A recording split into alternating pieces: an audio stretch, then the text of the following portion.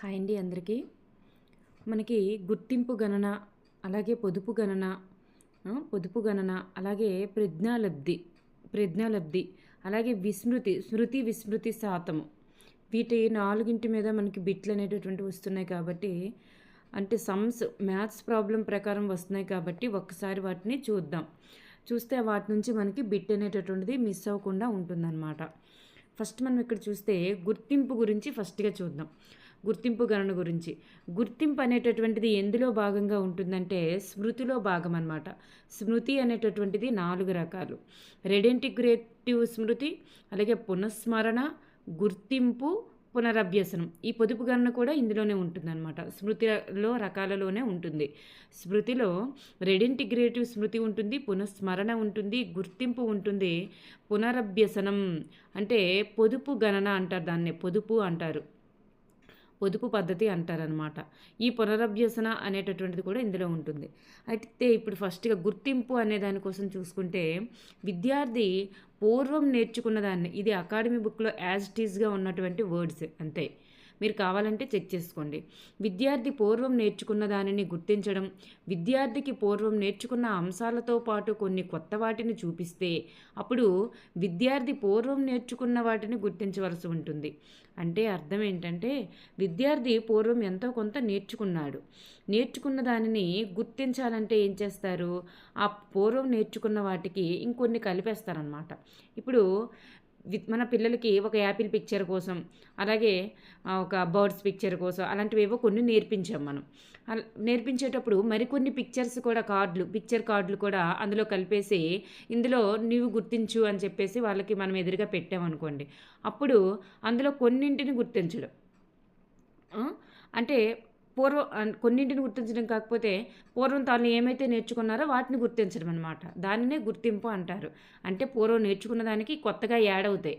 కొత్తగా యాడ్ అయితే పూర్వం నేర్చుకున్నవి ఏమిటని చెప్పేసి సెలెక్ట్ చేయడం అనమాట. దాన్నే గుర్తింపు అంటారు. అయితే ఈ గుర్తింపు గణన అనేటటువంటిది మనం ఎలా కౌంట్ చేస్తాం, మళ్ళీ అలా తీసేటప్పుడు దాని యొక్క గుర్తింపుని ఎంత పర్సంటేజ్ అని ఎలా మనం గుర్తిస్తామంటే దానికి సూత్రం ఉంది. మొత్తం కార్డులు మనం ఎన్ని ఇచ్చామో పిల్లలకి, ఆ మొత్తం కార్డుల్లో నుంచి ఎన్ని తప్పుగా గుర్తించారు, దీనికి 2 సూత్రాలు. మనకి తప్పుగా గుర్తించారు అని వాక్యంలో మెన్షన్ చేస్తే ఈ సూత్రం వేసుకోండి. ఇన్ని డైరెక్ట్గా గుర్తించారు అని ఇచ్చారనుకోండి, ఒక 20 కార్డుల్లో 15 గుర్తించారు అలా ఇచ్చారనుకోండి, గుర్తించారు అనే వర్డ్ కనిపిస్తే ఒప్పులు ఈ సూత్రం వేసుకోండి. ఒప్పులు బై మొత్తము ఇంటూ 100. లేకుండా ఇన్ని కార్డులు గుర్తించలేదు, 20 కార్డులు ఇచ్చారు, అందులో 5 కార్డులు గుర్తించలేదు అని ఇచ్చారనుకోండి, అప్పుడు మీకు ఆన్సర్ ఏంటంటే మొత్తంలో నుంచి తప్పులు తీయడం, అప్పుడు ఒప్పులు వస్తాయి అన్నమాట. ఈ సూత్రం అనేటటువంటిది వేసుకుంటారు. మనం సమ్స్ వేసేటప్పుడు మీకు ఈజీగా ఉంటుంది. లేదు మీకు డైరెక్ట్గా ఇప్పుడు సమ్మని అర్థం చేసుకోండి. ఫస్ట్ సమ్మని అర్థం చేసుకున్న తర్వాత అందులో మనం ఆన్సర్ సూత్రంలో వేయాల్సింది ఏంటి, ఒప్పులు అనేటటువంటి దాన్నే వేయాలి. ఒప్పులు బై మొత్తము ఇంటూ 100. ఏదైనా మనం ఇక్కడ మొత్తం నుండి తప్పులు తీసినా దాని యొక్క ఆన్సర్ ఏంటంటే ఒప్పులే. మొత్తంలో నుండి తప్పులు తీసేస్తే ఏమొస్తుంది, ఒప్పులే కదా వస్తుంది. అంటే మీకు కావాల్సింది ఏంటంటే ఒప్పులు వేయాలి. ఫస్ట్ మీదన ఎన్ని కరెక్ట్గా చేశారు, ఎన్ని రైట్ అని చెప్పేసి మీదన వేయాలి. ఎన్ని కరెక్ట్గా గుర్తించారు అనేది మీదన వేయాలి. కిందన మొత్తం కార్డులు వేయాలి, ఇంటూ 100 వేయాలి. అర్థమైందండి. ఇప్పుడు చూస్తే ఒక విద్యార్థికి చూపించినటువంటి 20 కార్డులలో 15 కార్డులను మాత్రమే గుర్తించారు. అంటే ఇక్కడ ఏం జరిగింది, ఒప్పులు ఇచ్చారా తప్పులు ఇచ్చారా, ఒప్పులే ఇచ్చారు. గుర్తించారా అని ఇచ్చారు, ఒప్పులు ఇచ్చేశారు డైరెక్ట్గా. మొత్తం కార్డులు కూడా ఇచ్చారు, ఒప్పులు ఇచ్చారు. ఆ విద్యార్థి యొక్క గుర్తింపు గణన ఎంత మనం కట్టేయగలం కదా. ఒప్పులు అనేటటువంటిది ఇచ్చారు కాబట్టి ఒప్పులు బై మొత్తము చూడండి, ఒప్పులు బై మొత్తము ఇంటూ 100.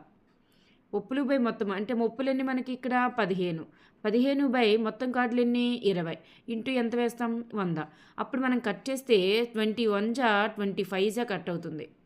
21 జా 25 జా. సో పైన ఏమున్నాయి 15 ఇంటూ 5 ఏమవుతుంది, టోటల్గా 75% అవుతుంది అనమాట. ఇదే గుర్తింపు గణన. ఏదైనా మీరు పైన వేయాల్సింది ఒప్పులు అని గుర్తుపెట్టుకోండి. ఒక విద్యార్థికి చూపించినటువంటి కానీ క్వశ్చన్ మాత్రం క్లారిటీగా చదవండి. క్లారిటీ ఇక్కడ గుర్తించలేకపోయాడు అన్నారా, గుర్తించాడు అని అన్నారా, రెండిట్లో క్లారిటీ మీకు రావాలి. ఈ ఒక విద్యార్థికి చూపించిన 20 కార్డులలో సేమ్ క్వశ్చన్ చూడండి. నేను ఇంకొకలా అడిగాను. 15 కార్డులను గుర్తించలేకపోయాడు. 20 కార్డులు చూపించినప్పటికీ అందులో 15 కార్డుల్ని గుర్తించలేకపోయాడు. అయితే ఆ విద్యార్థి యొక్క గుర్తింపు గణన ఎంత?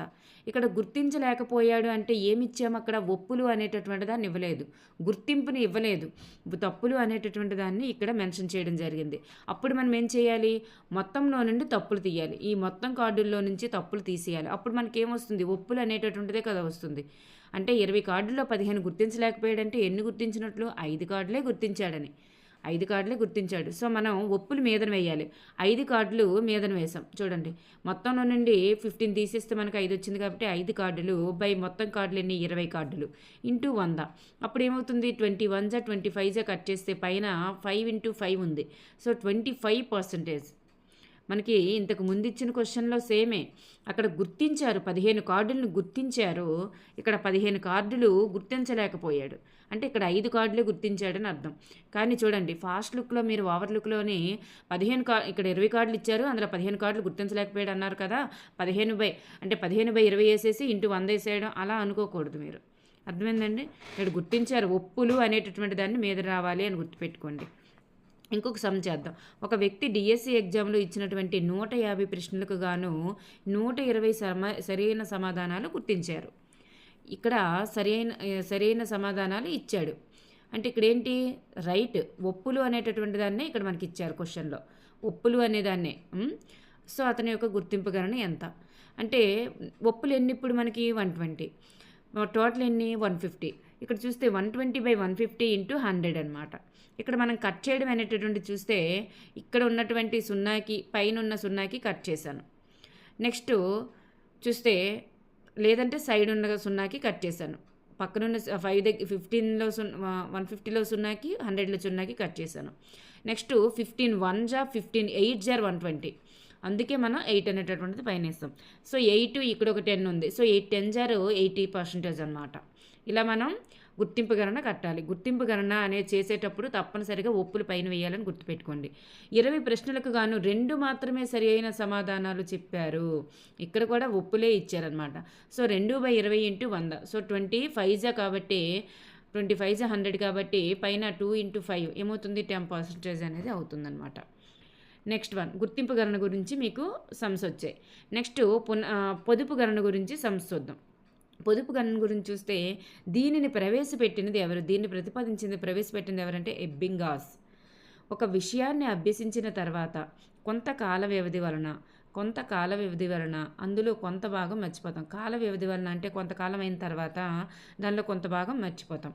కొంత దారంలో ఉంటుంది, అంటే కొంత గుర్తుంటుంది, కొంత మర్చిపోతాం. తిరిగి ఆ విషయాన్ని పూర్తిగా అభ్యసించడానికి పునరభ్యసనం అంటారు. అభ్యసించడాన్ని పునరభ్యసనం అంటారు. అలా అభ్యసించడాన్ని చూడండి, తిరిగి ఆ విషయాన్ని పూర్తిగా అభ్యసించడాన్ని ఏమంటారంటే పునరభ్యసనం అంటారు. దీనిని ఏమంటారంటే పొదుపు పద్ధతి అంటారనమాట. అంటే అలా అభ్యసించడానికి ఎన్ని ప్రయత్నాల్లో అభ్యసించారు అనేటటువంటిది మనం పొదుపు గణన అంటారనమాట. ఫస్ట్ టైం ఏదైనా ఒక అంశాన్ని నేర్చుకొని కొంతకాలం అయిన తర్వాత దానిని మర్చిపోవడం జరుగుతుంది. కానీ కొంత గుర్తుంటుందన్నమాట, కొంత దారంలో ఉంటుంది. తిరిగి మళ్ళీ అదే విషయాన్ని లేదా అదే ఒక పద్యాన్ని కానీ ఏదైనా అదే దాన్ని మళ్ళీ అభ్యసించడాన్ని ఏమంటారంటే పునరభ్యసనం అంటారు. అలా అభ్యసించేటప్పుడు ఎన్ని ప్రయత్నాల్లో నేర్చుకున్నాడు అనేటటువంటిది అనమాట పొదుపు గణనకు సంబంధించిందనమాట. ఇప్పుడు పొదుపు గణనకు సంబంధించిన సూత్రం చూస్తే అసలు ప్రయత్నాలు మైనస్ పునరభ్యసన ప్రయత్నాలు బై అసలు ప్రయత్నాలు ఇంటూ 100 అనమాట. అసలు ప్రయత్నాలు అసలు మొత్తంగా ఎన్ని ప్రయత్నాలు చేశాడు? ఫస్ట్ టైం చేసినటువంటి దాన్ని అసలు ప్రయత్నాలు అంటారు. సెకండ్ టైం పునరభ్యసనం కొరకు ఎన్ని ప్రయత్నాలలో నేర్చుకున్నాడు? ఫస్ట్ టైం ఎన్ని ప్రయత్నాల్లో నేర్చుకున్నాడు, సెకండ్ టైం ఎన్ని ప్రయత్నాల్లో నేర్చుకున్నాడు. ఇది టెక్స్ట్ బుక్లో ఉన్నటువంటి విషయమే.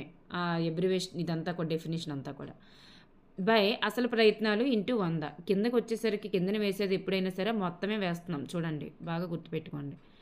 అసలు ప్రయత్నాలు మైనస్ పునరభ్యసన ప్రయత్నాలు బై అసలు ప్రయత్నాలు ఇంటూ 100 అనమాట.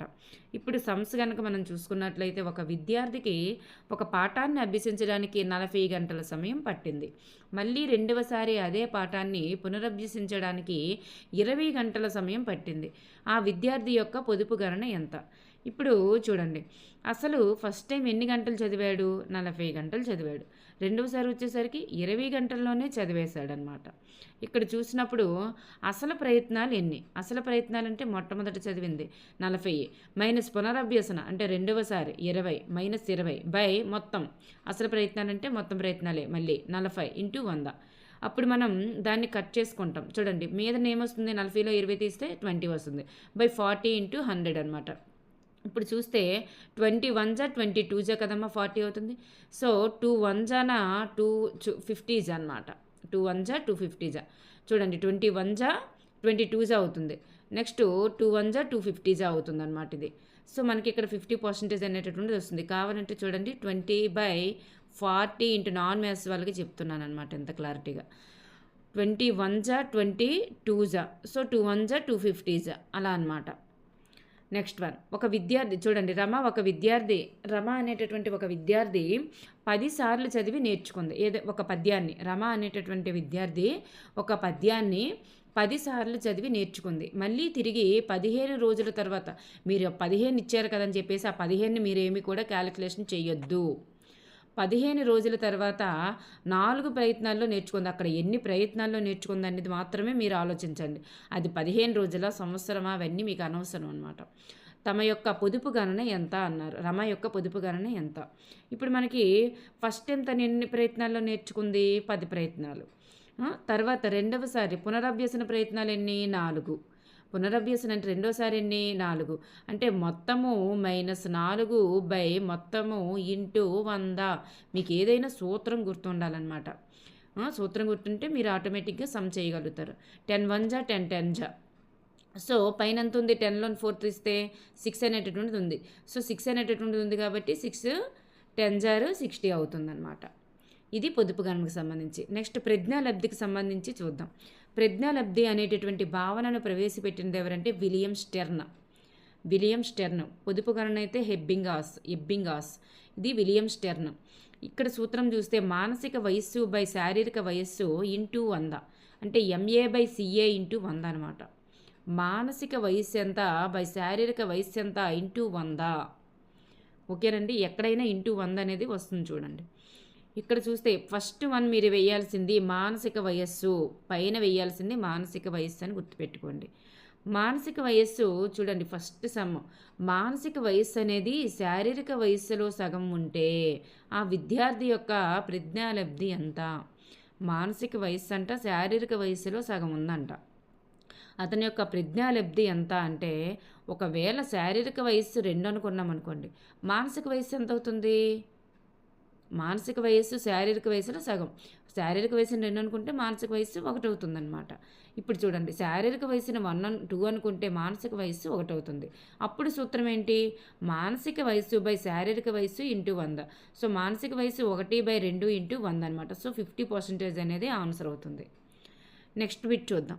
మానసిక వయస్సు 8 సంవత్సరాలు, శారీరక వయస్సు 6 సంవత్సరాలు, అయినా ప్రజ్ఞాలబ్ధి ఎంత? చూడండి, శారీరక వయస్సు అంటే తన యొక్క వయస్సు అనమాట.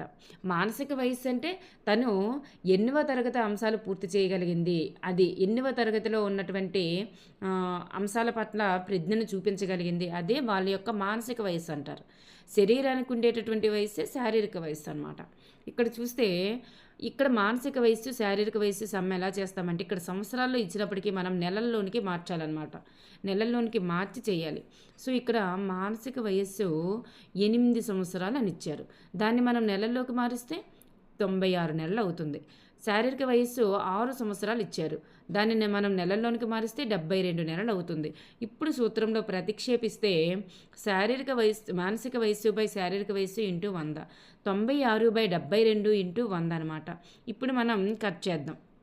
96/72 ఇంటూ 100.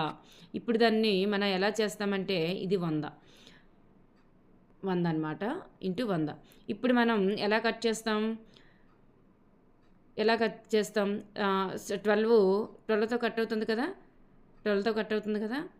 12 6 జార్ 12 5 జా 60, 12 6 జారు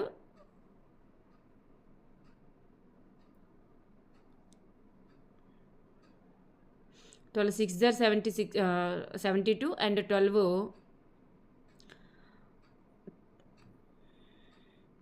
8 జార్ 98 అండ్ 2 3 జారు 2 50 జారు. ఇలా వచ్చిన తర్వాత మనం 50 × 8 ఎంత వస్తుంది మనకి? 50 × 8 ఎంత వస్తుంది? 200 అనేటటువంటిది వస్తుంది. 400 అనేటటువంటిది వస్తుంది. ఆ 400ని మనం 3తో డివిజన్ చేయాలన్నమాట. ఈ 400ని 3తో డివిజన్ చేస్తే మనకు ఆన్సర్ అనేటటువంటిది ఇలా వస్తుంది, పాయింట్స్లో వస్తుందన్నమాట. నెక్స్ట్ వన్, ఒక విద్యార్థి యొక్క ఒక్కొక్క మోడల్ ఒక్కొక్కటి చేస్తున్నాం. ఒక విద్యార్థి యొక్క 8 సంవత్సరాల విద్యార్థి 8 సంవత్సరాలు మరియు 9 సంవత్సరాల వారి యొక్క కృత్యాలను కూడా 8 సంవత్సరాల వారి యొక్క కృత్యాలు మరియు 9 సంవత్సరాల వారి యొక్క రెండు కృత్యాలను కూడా చేసినట్లయితే ప్రజ్ఞాలబ్ధి ఎంత? 8 సంవత్సరాలు గల విద్యార్థి, 8 సంవత్సరాల విద్యార్థి అన్నారు కాబట్టి శారీరక వయస్సు ఎంత? 8 సంవత్సరాలు.